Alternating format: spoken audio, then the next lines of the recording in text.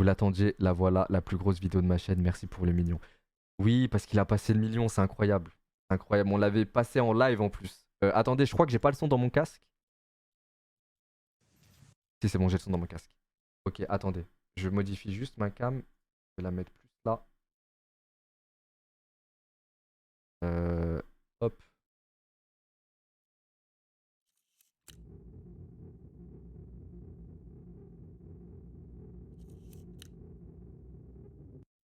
Attendez, je vais juste éteindre la lumière, comme ça je me mets dans une meilleure ambiance.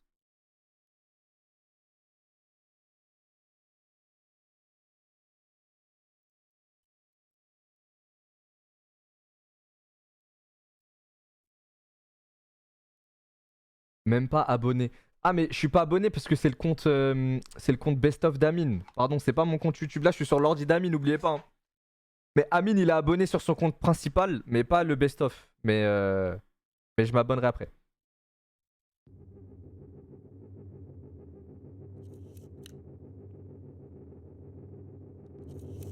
Dites-moi si le son est pas trop fort, si le son est bon. Bonjour à tous et bienvenue dans cette troisième partie de l'iceberg des tréfonds de YouTube. La vidéo la plus longue de ma chaîne jusqu'à aujourd'hui. Parfait, ok. Probablement celle qui m'a demandé le plus de travail intensif. Dans cette vidéo, on va plonger encore plus dans les tréfonds de YouTube, dans les parties les plus horribles, les plus méconnues et les plus dégueulasses. Je tenais à faire un avertissement encore plus vénère que les deux derniers. Cette fois-ci, on va tomber sur des trucs qui mettent mal encore plus de gens. C'est bon comme ça?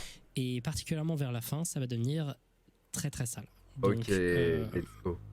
je mets un disclaimer, si vous êtes sensible, ne regardez pas cette vidéo. Également, à cause des sujets que je vais traiter dans cette vidéo, qui seront censurés pour la plupart, hein, histoire que vous tombiez pas sur l'intégralité de ces sujets, elle risque très probablement d'avoir...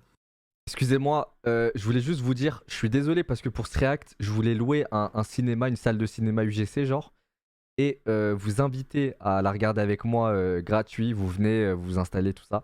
Mais vu que je fais un react, je me suis dit peut-être finalement ce sera bizarre parce que je vais devoir faire pause tout le temps, ça va faire chier tout le monde. Je me suis dit c'était pas une bonne idée finalement, donc j'ai annulé le truc. Mais voilà, peut-être une prochaine fois, ok? Une prochaine fois, et je vais trouver une façon de pouvoir et react et ne pas faire pause tout le temps avec la vidéo avec vous derrière, quoi, ok?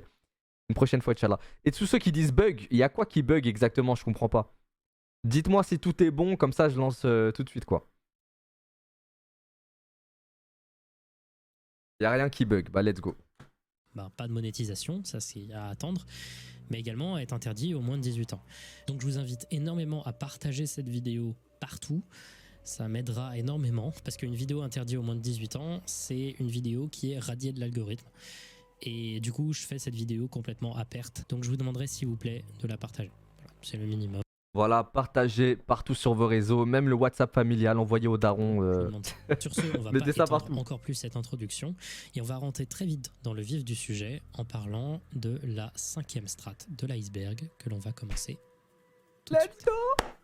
Bienvenue dans les eaux profondes. Attendez, par contre, je vois Saddam Hussein exécution. Mais là, c'est un fait divers. Enfin, je veux dire, j'espère il n'y a pas ça. Ma chaîne, elle va sauter là, non? Attendez, je crois que je vais mettre en haut hein, ma cam. On est en dessous de l'iceberg, on va commencer à vraiment entrer dans les profondeurs. Si vous connaissez l'intégralité de ces sujets que je vais présenter, c'est que vous êtes vraiment quelqu'un qui n'a pas beaucoup de vie. Il n'y a que quelques sujets vraiment connus, mais sinon on commence vraiment à avoir des sujets vraiment de niche, des trucs qui sont connus vraiment que par les initiés ou par les gens qui adorent regarder des icebergs. Sur ce, on va commencer avec le premier sujet, l'un des seuls qui est vraiment très connu dans l'intégralité de cette partie de l'iceberg, le complot FPS Russia. Hello, my friends. It is FPS Russia again, and I've got something very, very special for you guys today. FPS Russia, c'est une chaîne américaine qui a été créée par Kyle Lamar Myers en 2010. C'était une chaîne de divertissement et d'humour où Kyle jouait le rôle de Dimitri Potapov, un homme venant de Moscou avec un très fort accent présentant des armes et des explosifs. Il avait eu l'idée de faire cette chaîne lorsqu'il possédait une chaîne Call of Duty où il jouait sous le personnage de Dimitri et à un moment il a voulu comparer le feeling d'une arme dans un jeu vidéo et dans la vraie vie. Kyle adorait les armes, il en possédait déjà plusieurs dizaines avant de commencer à faire des vidéos sur ces fameuses armes, ce qui fait que dès le départ des vidéos de FPS Russia, il y avait direct un feeling de gros budget que certaines chaînes n'avaient pas en 2010, parce qu'il possédait déjà énormément d'armes à présenter. Il va monter en popularité à une vitesse fulgurante. En 2 ans à peine, il sera dans le top 10 des chaînes avec le plus d'abonnés de tout YouTube. Et il va commencer à intégrer de plus en plus de stunts et d'explosions chères, violentes et surtout dangereuses. Franchement, j'ai pas la moindre idée de comment il fait pour être encore vivant. Mais alors que tout allait pour le mieux, le cofondateur de la chaîne et ami de Kyle, Keith Ratliff, un gars qui fournissait toutes les armes pour la chaîne, est retrouvé assassiné d'une balle dans l'arrière de la tête. Ça a causé un choc monstrueux chez Kyle et la communauté. La chaîne FPS Russia, qui postait plusieurs fois par semaine, s'arrêtera pendant 2 mois. Et une enquête commença pour trouver qui avait tué Keith Ratliff. Enquête qui ne mènera jamais à rien. Il va y avoir de nombreuses théories sur la mort de Keith Ratliff, mais ça j'en parlerai un peu après. D'abord, je vais vous expliquer les déboires avec Kyle, YouTube et la justice. Évidemment, le fait d'être une chaîne YouTube avec un succès monstre, utilisant un arsenal extrêmement étendu d'armes à feu dont un des cofondateurs a été assassiné, même aux États-Unis, ça fait que vous finissez sur des listes. En mars 2013, la résidence de Kyle Myers sera fouillée par l'ATF, le Bureau de l'alcool, du tabac, des armes et des explosifs. Et la raison de cette perquisition, c'était simplement une peur vis-à-vis du fait qu'il faisait du contenu avec des armes et qu'il gagnait de l'argent autour. La police ne trouvera rien d'illégal. En même temps, les uploads de la chaîne de Kyle vont commencer à diminuer en régularité. Les changements d'algorithme et la répétitivité de son contenu ainsi que du deuil évident commençaient à vraiment attaquer sa chaîne. En 2017, nouvelle perquisition. Cette fois-ci, l'ATF sera accompagnée du FBI et ils vont trouver un truc illégal, un truc massivement grave, 25 grammes de cannabis. C'est suffisant à leurs yeux pour l'arrêter pour possession de drogue avec intention de la redistribuer. Pourquoi la redistribuer ? Parce qu'il possède des armes, donc évidemment qu'il veut la redistribuer. Donc évidemment, il va plaider coupable et il va passer 56 jours en prison. Et également, on lui confisquera 400 000 $ d'armes à feu. Depuis, FPS Russia est une chaîne qui n'upload plus, même si Myers continue de participer au podcast qu'il a créé en 2010 du nom de Painkiller Already. Alors pourquoi je précise tous ces petits trucs là qui se sont passés avec la justice ? Parce que ça joue dans une théorie du complot qui a lieu dans certains groupes un peu cachés d'internet. Des gens pensent que Keith Ratliff a été tué par le gouvernement. Keith Ratliff était évidemment un activiste pour les droits du port d'armes aux États-Unis. À l'époque, le président, c'était Obama, démocrate. Les démocrates sont historiquement plus tournés vers le contrôle des armes dans le pays, ce qui est plutôt compréhensible, surtout avec notre culture européenne. La présence d'une chaîne extrêmement populaire, dirigée vers les jeunes portés sur les armes et comment elles sont cool, évidemment que ça ne leur plairait pas trop. Donc la théorie de certaines personnes voudrait que le gouvernement ait essayé de toutes les manières possibles d'arrêter la chaîne FPS Russia, d'abord en tuant Keith Ratliff pour l'intimider, et ensuite en faisant des perquises régulières, histoire de trouver un petit truc qui puisse faire confisquer les armes de Kyle. Cette théorie, elle... Mais pour moi, c'est évident que c'est exactement ce qui s'est passé en fait. Ils cherchaient à le coffrer par tous les moyens. Zarma, ils ont perquise 20 grammes de je sais pas quoi, de bœuf, de weed, je sais pas quoi chez lui, plus 400 000 $ d'armes. En gros, ils trouvent une clope chez lui, ils se font plaisir dans le stock des armes. C'est évident qu'ils voulaient mettre un terme à ça, mais je sais pas s'ils l'ont canné lui au final, vu qu'il ne pleut plus, je sais pas si on a des nouvelles de lui encore. Elle a beaucoup de trous et elle n'est pas vraiment si crédible que ça, mais ses prémices sont suffisamment efficaces pour que ce soit une des théories impliquant un des plus gros youtubeurs de l'ancienne génération, les plus populaires. L'incident, Janet... Attendez, parce qu'on me dit plus fort, attendez, je mets juste un peu plus fort encore. Ok, là, ça devrait être bien fort normalement. Jackson. La poitrine de Janet Jackson a créé YouTube. C'est pas une blague. Revenons en arrière. Le Super Bowl, c'est l'événement sportif le plus regardé de la télévision américaine. Il s'agit d'un championnat de football américain organisé par la NFL qui oppose les meilleures équipes du pays. La tradition qui a contribué à transformer cet événement en un des plus regardés de l'histoire de l'Amérique, c'est le Halftime Show. Depuis un concert de Michael Jackson en 1993, c'est devenu un des événements de pop culture musicale les plus importants de l'histoire américaine. Et chaque année, il y a un nouveau concert extrêmement cher, variant en qualité. Mais là, j'aimerais qu'on se focus sur celui de 2004. En 2004, les deux têtes d'affiche étaient principalement Justin Timberlake et Janet Jackson. Le concert était ridiculement exagéré et extrême dans sa mise en scène. Et tout semblait aller pour le mieux jusqu'à ce que Justin Timberlake tire sur le costume de Janet Jackson et qu'un défaut de celui-ci révèle un dessin de Janet Jackson. Ça a été un des événements médiatiques de l'année, surtout aux États-Unis, car du coup plusieurs dizaines de millions de personnes ont vu une poitrine à la télé, ce qui est scandaleux. Et évidemment, ça a amené un lynchage public et massif de l'artiste. Quoi le dessin ? Janet Jackson, hein, pas Justin Timberlake. Ouais, cette situation, c'était vraiment de la merde pour Janet. Et donc, comme c'est devenu un des événements les plus importants de la presse de cette époque, des gens voulaient absolument voir cette vidéo en bonne qualité.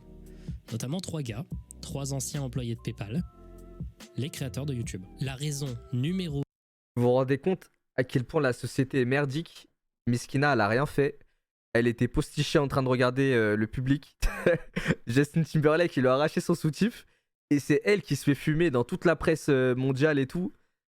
Je veux dire, c'est un respirer les refs, c'est un accident, je sais pas, elle a rien fait. De la création de YouTube, celle qui a fait émerger l'idée dans la tête de ces 3 gars, c'est un téton. Vidéo de tornade. Mais attendez, j'ai pas compris toute cette première vidéo du fin fond de l'iceberg, j'ai pas compris, genre. Il s'est passé quoi concrètement? Quel a été le rapport entre Janet Jackson et le mec avec les armes? J'ai pas suivi. Genre, je sais pas si je suis con. mais vraiment, j'ai pas compris. Si certains peuvent m'éclairer dans le chat, s'il vous plaît. YouTube est basé sur un téton. Il y en a pas. Mais bon, pas grave. On va dire que on va dire qu'on est trop con pour comprendre Feldup.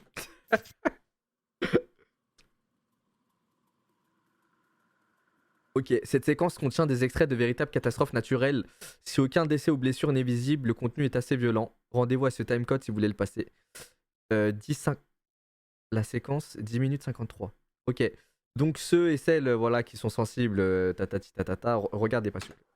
Sur YouTube, on peut trouver de très nombreuses vidéos montrant des tornades ainsi que leurs conséquences dévastatrices. Je ne vais pas ici parler de la question des chasseurs de tornades, les gens qui vont essayer de s'approcher le plus possible de celles-ci pour les filmer, les photographier. Wow, c'est fou. Ces communautés sont bien présentes sur YouTube, ont leur propre drama et étrangeté, mais elles ne concernent pas ce dont je veux parler. Ici, je veux parler de vidéos qui montrent ces catastrophes naturelles du point de vue de simples personnes qui ne peuvent rien faire d'autre que de les subir.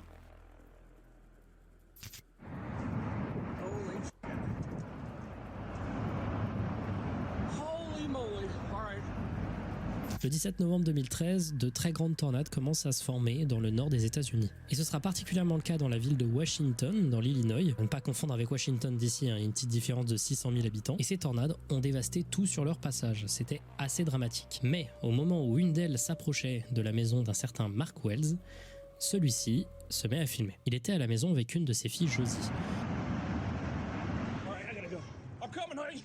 Le père se cache dans le sous-sol, et puis...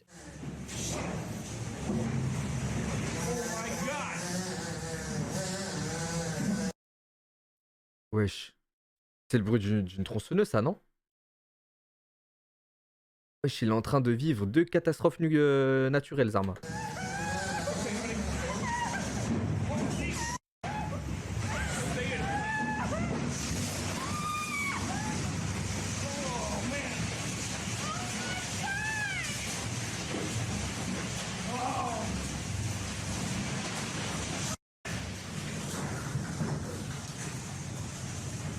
Oh my God, Josie.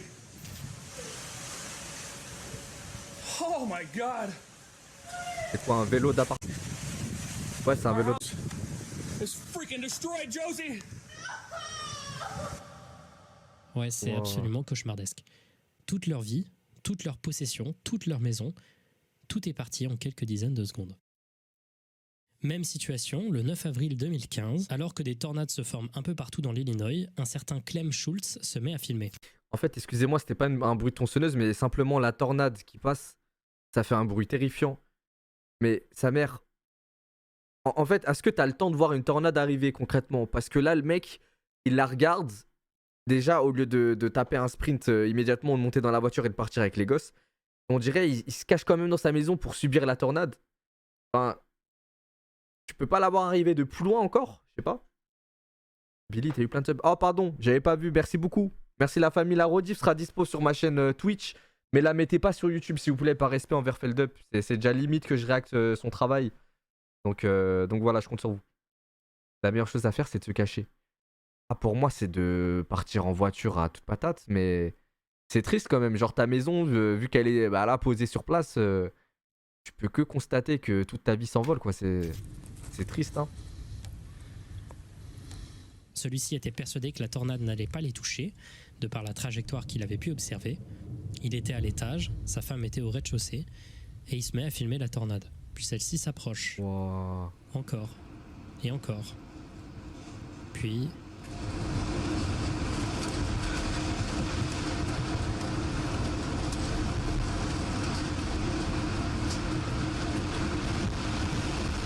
Oh, sa grand-mère.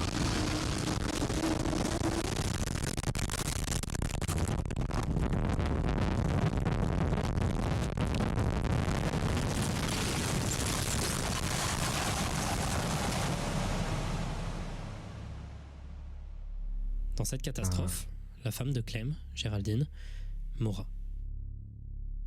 Plein de vidéos comme celle-ci existent sur YouTube et c'est à chaque fois aussi violent à regarder. On voit partir en 1 milliseconde tout un environnement sûr que des gens s'étaient créés.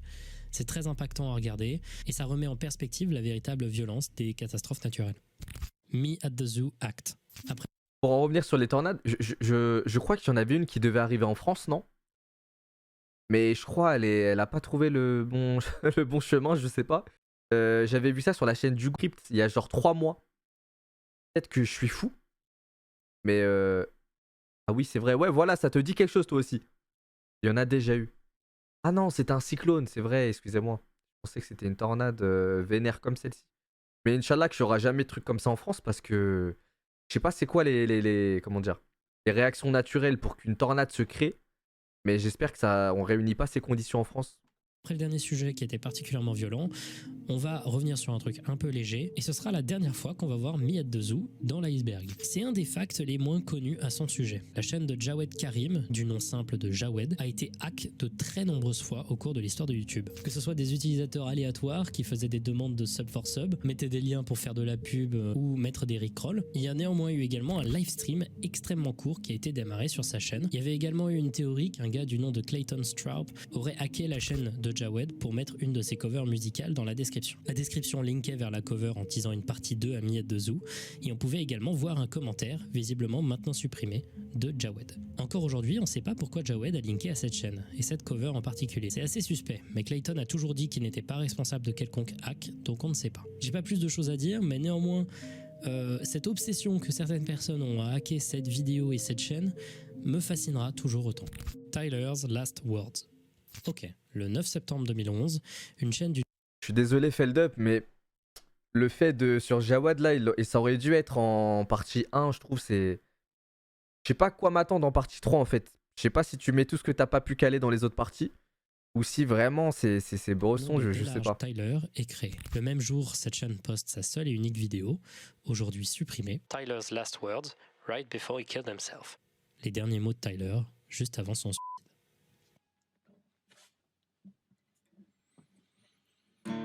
La description explique que la vidéo a été postée par le frère de Tyler après la mort de celui-ci.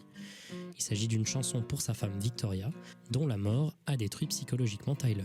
Je trouve personnellement la musique assez belle, très franchement, même avec les révélations qu'il y aura plus tard sur la vidéo. C'est un mélange de simplicité, d'enregistrement lo-fi, de chants très doux, mais la musique est vraiment efficace. Mais à la fin de cette vidéo, Tyler sort un pistolet, le pointe vers sa tête, et la vidéo coupe. Alors évidemment, cette vidéo a énormément impacté YouTube, notamment quand l'algorithme l'a poussé de manière assez sévère, mais également quand la chaîne Scare Theater a fait une série de 3 vidéos sur cette vidéo et les tentatives d'essayer de trouver son origine. Ces vidéos ont réuni des millions de vues, beaucoup de gens se sont mis à la recherche de Tyler Delarge, mais aucune information correspondante n'a pu être trouvée. Là, il y a des gens qui ont commencé à se demander si tout à propos de Tyler Delarge n'avait pas été inventé. Soit pour faire un prank un peu morbide, soit pour une sorte de projet artistique bizarre et un peu irrespectueux. Pardon, mais F, ça veut dire quoi dans le chat? F, ça veut dire force. Ah ouais, c'est vrai, putain, je suis con. Eh bien, les recherches pour l'origine de Tyler ont mené à un moment une chaîne du nom de My Fair Fiend, un projet musical de rock alternatif créé par une certaine Kali Moore. Les gens se sont penchés sur cette chaîne principalement parce que dans le clip de la musique Caged, il y a un gars qui ressemble beaucoup à Tyler.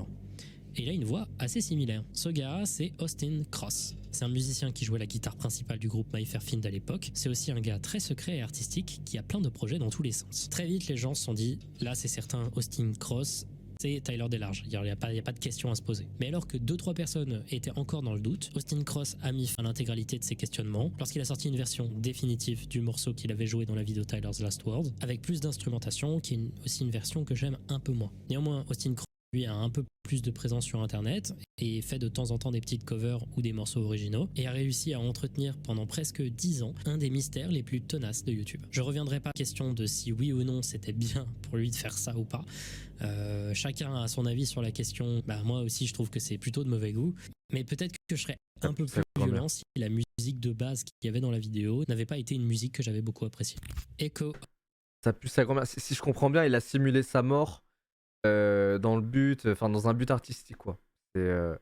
Après les artistes, c'est assez spécial comme dimension, comme type d'être humain, tout ça. Donc je sais pas si j'ai mon mot à dire là-dessus, mais je trouve que ça pue sa mère. Il y a mille et un moyens de faire de la promo pour un son, j'en sais rien, parce que là il y a des gens qui se sont vraiment inquiétés pour lui quoi.